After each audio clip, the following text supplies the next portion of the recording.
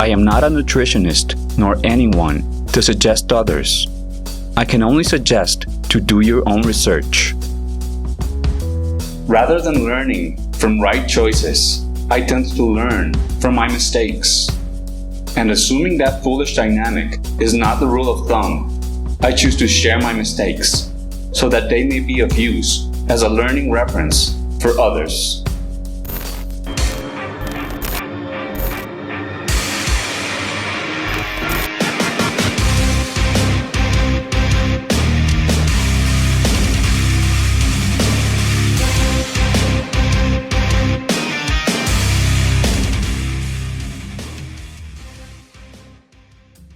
These are my 3 worst nutritional mistakes.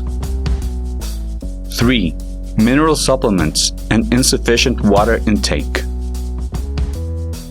The best means to provide the micro and macronutrients that we require are whole foods, not supplements and isolates.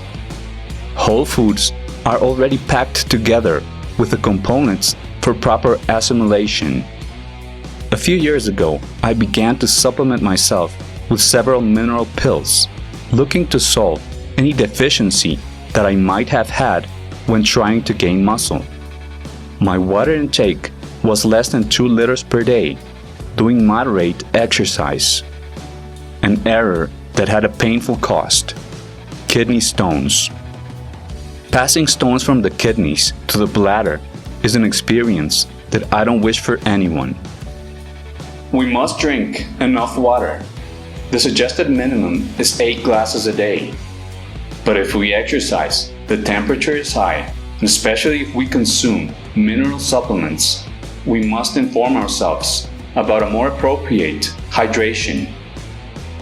Once I stopped the supplements and began to hydrate properly, the kidney stones remained in history, or rather, in the toilet. 2. Vitamin B12 overdose. Vitamin B12 is one of those concerns that many classify as a vegan issue. This is false. The vast majority of the population is deficient in B12. Vitamin B12 is not of animal origin, nor of plant origin. It is produced by microbes, some of which are within our own organism. In today's predated and pesticide-sprayed lands and sterilized water with chlorine and other add-ons, little B12 can be found, as it happened before. Therefore, several professionals suggest its supplementation. Vitamin B is water-soluble. Misunderstanding this information, I thought that any excess would simply be eliminated. And although it is true for certain ranges, overdosing B12 is totally possible. I've been consuming vitamin B for more than 15 years. A few years ago, with new brands coming up, I found one that provided a lot per pill, vegan and chewable. It seemed more than I could expect. I consumed it every other day for more than a year. The final months, I experienced the same typical effect of B12 deficiency: chronic fatigue, and my stools were rarely solid. When I went to the doctor with the described symptoms, they prescribed several laboratory tests that turned out inconclusive, and finally, one for nutritional deficiencies. The doctor suggested that I might have had a vitamin B12 deficiency. I knew that it was not possible, but I continued with the exam. The result for vitamin B was over 1,000, more than the scale could measure. It was not measurable under the test parameters. Without even attending a doctor's visit after the result, I reduced the consumption of the supplement to once a week, and the recovery was immediate. We need much less than we think, and vitamin B12 overdose is very possible.